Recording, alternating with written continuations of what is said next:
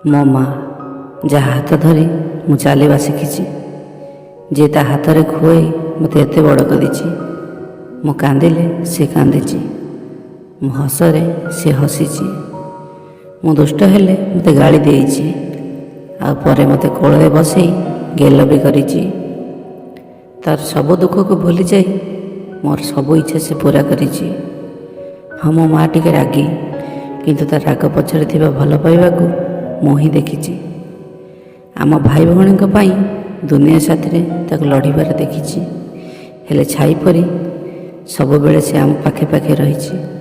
ତାର ପୂଜା ପ୍ରାର୍ଥନା ସବୁବେଳେ କେବଳ ଆମମାନଙ୍କ ପାଇଁ ରହିଛି। ହଁ, ମୁଁ ବଡ଼ ହୋଇଯାଇଛି ସତ, ହେଲେ ମୋ ମା ଆଖିରେ ମୁଁ ସବୁବେଳେ ଛୋଟ ହୋଇ ରହିଛି।